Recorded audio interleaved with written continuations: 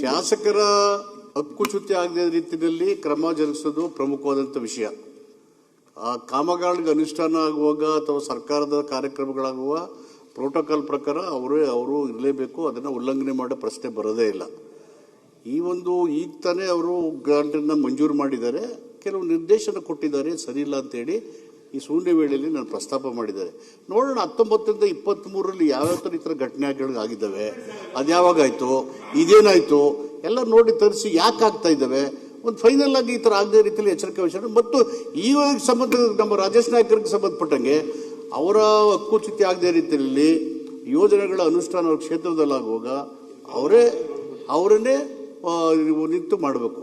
ಬೇರೆಯವ್ರಿಗೆ ಮಾಡೋಕ್ಕೆ ಕೇಳ್ಬೋದು, ಗ್ರಾಂಟ್ ಕೇಳ್ಬೋದು. ಕೇಳಿ ಸಮಯ ಹೇಳ್ತಾನೆ ಕೇಳ್ರಿ, ಪ್ಲೀಸ್ ಹೇಳ್ತಾನೆ ಕೇಳಿ, ಆಮೇಲೆ ಮಾತಾಡಿಟ್ಟೆ. ಇಂಥ ಬಹಳಷ್ಟು ಉದ್ಘಾಟನೆಗೆ ಕೂಡ ಅವಕಾಶ ಇಲ್ಲ. ಸುಮ್ಮನೆ ಇರ್ತೀನಿ. ಅವರೆಲ್ಲ ನೋಡಿ ಬೇಕಾದಷ್ಟು ಹಾಸ್ಟೆಲ್ಗಳು ಮತ್ತು ವಸತಿ ಶಾಲೆಗಳು ಕೊಟ್ಟಿದ್ದೆ. ಅವರು MLA ಕರ್ಕೊಂಡೋಗಿ ಅವರಿದ್ರಲ್ಲಿ ನಾನೇ ಮಾಡಿದ್ದೀನಿ. ಆ ಜಿಲ್ಲೆಯಲ್ಲಿ ನಾನೇ ಅವರೆಲ್ಲ ಕರ್ಕೊಂಡು ಹೋಗಿದ್ದೀನಿ.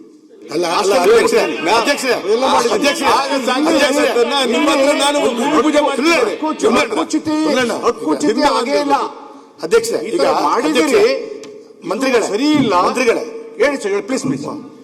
ಹಕ್ಕುಚ್ಯುತಿ ಆಗೇ ಇಲ್ಲ.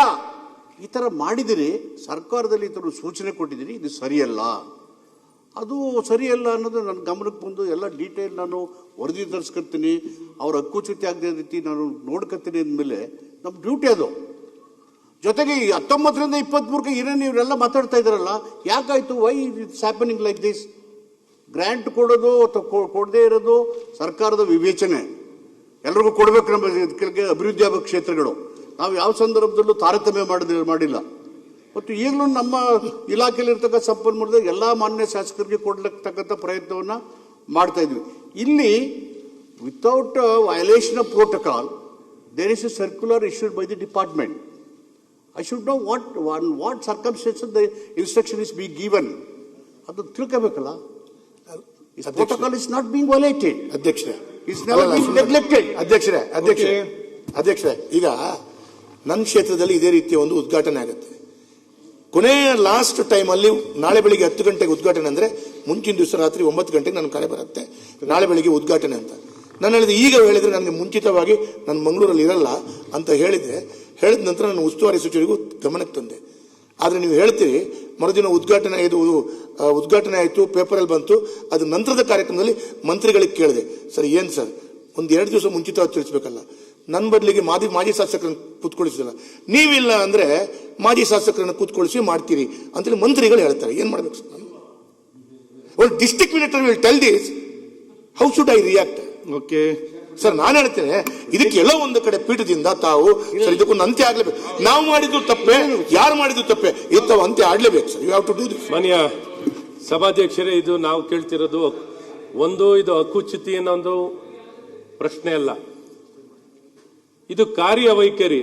ಯಾವ ರೀತಿ ಕೆಲಸ ಮಾಡೋದು ಒಂದು ನೋಡಿ, ಯಾವ ಏಜೆನ್ಸಿಗೆ ನಿಗದಿ ಮಾಡಬೇಕು ಅನ್ನೋಂಥದ್ದು, ಯಾವ ಏಜೆನ್ಸಿಗೆ ಕೊಡಬೇಕು ಅನ್ನೋಂಥದ್ದನ್ನ ಒಬ್ಬ ಅಧಿಕಾರಿ ಒಬ್ಬ ಡಿಫೀಟೆಡ್ ಕ್ಯಾಂಡಿಡೇಟ್ ನ ಕೇಳಿ ಯಾವ ಏಜೆನ್ಸಿ ಕೊಡ್ತೀನಿ ಅಂದ್ರೆ, is it the administrative functioning style?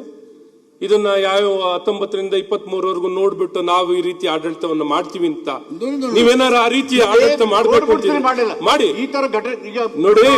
ನೀವು ಕೊಡುವಂತ ಜವಾಬ್ದಾರಿಯುತವಾಗಿರುವಂತ ನಮ್ಮ ಸಚಿವರು ಭಾರಿ ಒಂದ್ ನಿಮಿಷ ಸರ್, ನೀವು ಮಾತಾಡಿದ್ರಿ, ನಾನೇನಾದ್ರು ಅಲ್ಲ ಸರ್, ಸರ್ ನೀವು ಒಂದ್ ನಿಮಿಷ ನಾನು ಮಾತಾಡ್ಬಿಡ್ತೀನಿ, ಮತ್ತೆ ಉತ್ತರ ಕೊಡಿರಂತೆ. ಆಯ್ತು, ನೀವು ಮಾತಾಡ್ಬಿಡಿ. ಆಯ್ತು, ಈ ರೀತಿ ಡಿಫೆನ್ಸ್ ನೋಡೋದಾದ್ರೆ ಆಯ್ತು, ನಾವ್ ಇನ್ನೇನು ಹೇಳಲ್ಲ. ಮಾತಾಡ್ತಾರಲ್ಲ ಅಲ್ಲ, ಹಿರಿಯ ಸಚಿವರಾಗಿರೋರು ಯಾವ ರೀತಿ ನೋಡಿ ಸದನದಲ್ಲಿ ನಾವು ಕೂತು ಮಾತಾಡ್ತಿರೋ ಅಲ್ಲ, ಸಭಾಧ್ಯಕ್ಷ ನಾನೇನು ಹೆಚ್ಚು ಮಾತಾಡೋಕ್ಕೂ ಅಲ್ಲ. ಒಬ್ಬರು ಹಿರಿಯ ಸಚಿವರಾಗಿರೋರು ಯಾವ ರೀತಿ ಸರ್ಕಾರ ಒಂದು ಜವಾಬ್ದಾರಿತ್ವ ಉತ್ತರ ಕೊಡಬೇಕು ಅನ್ನೋಂಥದ್ದು ಉತ್ತರ ಕೊಡಿ. ಈ ರೀತಿ ನೀವು ನಿಮ್ಮಿಂದ ಈ ರೀತಿ ಉತ್ತರ ಬಯಸಲ್ಲ ನಾವು. ಅವರು ಪ್ರೋಟೋಕಾಲ್ ವೈಲೇಟ್ ಆಗದ ಪ್ರೋಟೋಕಾಲ್ ಅಲ್ರಿ, ಇದು ಪ್ರೋಟೋಕಾಲ್ ಪ್ರಶ್ನೆ ಅಲ್ಲ, ಇದು ಆಡಳಿತ ಮಾಡೋ ರೀತಿನ, ಅಡ್ಮಿನಿಸ್ಟ್ರೇಷನ್ ಮಾಡೋ ರೀತಿನ, ಅಡ್ಮಿನಿಸ್ಟ್ರೇಷನ್ ಮಾಡುವಂಥದ್ದು. ಹಿಂದಿನ ಸರ್ಕಾರದಲ್ಲಿ ಎಲ್ಲ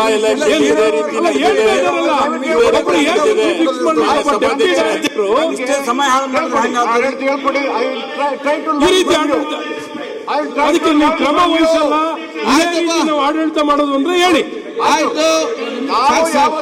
ರಾತ್ರಿ ಮಾಡಿಲ್ಲ ಕೇಳಿ. ಸರ್ಕಾರದಲ್ಲಿ ಎಲ್ಲ ಇಲಾಖೆಯಲ್ಲಿ ಇದೇ ರೀತಿ ನಡೆದಿದೆ.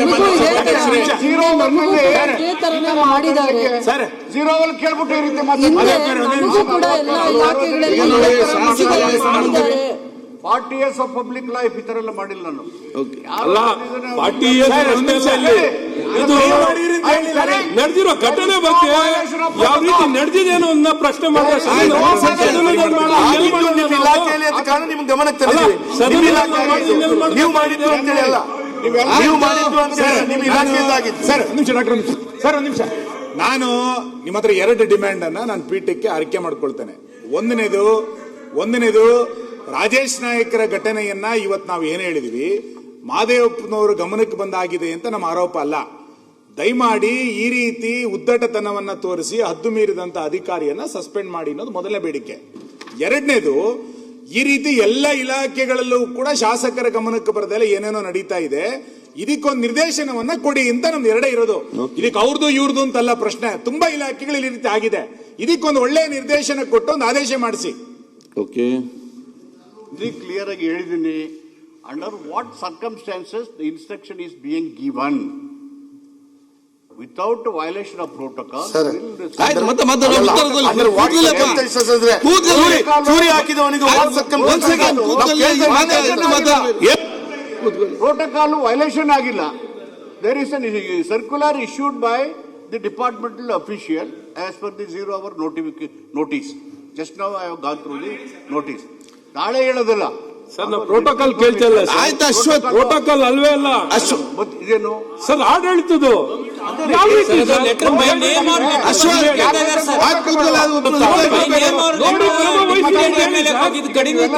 ನಾಲೆಜಬಲ್ ಪೀಪಲ್ ನೋಡಿ ಕ್ರಮ ನೋಡಿ ಕ್ರಮ ವಹಿಸಿ ಅಂತ ಹೇಳಿ very clearly I said in the beginning. ಮತ್ತೆ ಚರ್ಚೆ ಮಾಡಬೇಡಿ. ಅಧಿಕಾರಿ ಕಳಿಸೋದು ಆದೇಶ ಸೆಕೆಂಡ್ ಅದು ಮಹಾ ಮೂರ್ಖತನ. ಆಯ್ತು, ಮೂರ್ಖತನದ್ದು. 1 second.